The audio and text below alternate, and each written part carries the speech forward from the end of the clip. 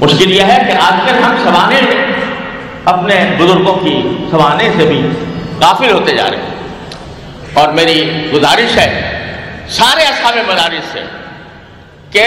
اپنے اکابر جتنے بھی ہیں، حضرت نانوتوی رحمۃ اللہ علیہ سے لے کر حضرت مدنی رحمۃ اللہ علیہ تک، بلکہ بعد کے اکابر پر ہر ایک کی سوانے ہر مسلمان، ہر طالب علم کو، ہر استاد کو باستیعاب پڑھنی چاہیے، تاکہ اس کا مزاج پتا ہو کہ ہمارے اکابر کا مزاج کیا تھا۔ تو وہ حضرت میں حضرت کا ذکر کر رہا تھا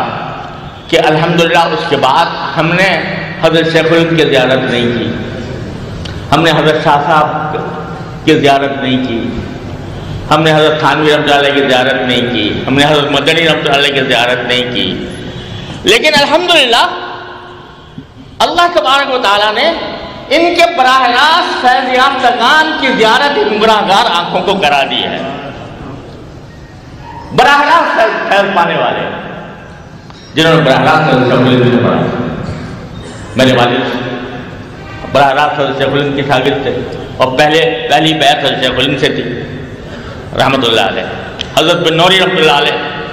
جو حضرت شاہ صاحب رحمۃ اللہ علیہ کے شاگرد خاص، حضرت مولانا شمس الحق افغانی صاحب رحمۃ اللہ علیہ، حضرت مولانا مفتی محمود صاحب رحمۃ اللہ علیہ، جو حضرت مدنی سے استفادہ کیا، اگرچہ فراغت نہیں اور حاصل کی تھی، ان کے شاگرد میرے استاد حضرت مولانا سلیم اللہ خان صاحب قدس اللہ تعالیٰ سرہ، جو حضرت مدنی کے شاگرد ہیں، ان کی رضایت کرا دی اللہ تبارک و تعالیٰ نے۔ تو میرے والد ماجد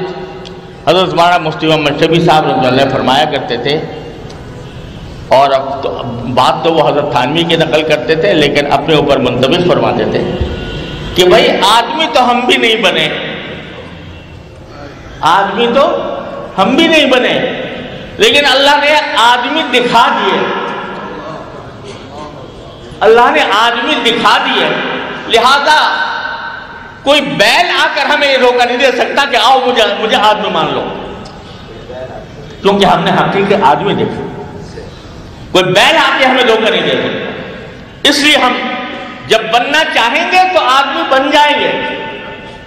کیونکہ ہم نے آدمی دیکھے ہیں۔ تو الحمدللہ یہ ہمارے لیے خود ہمارے لیے نعمت ہے، یا وہ ان کی بات تو تواضعاً تھی، ہمارے لیے حقیقت ہے کہ اللہ تبارک و تعالیٰ نے ایسا آدمی دکھا دیا۔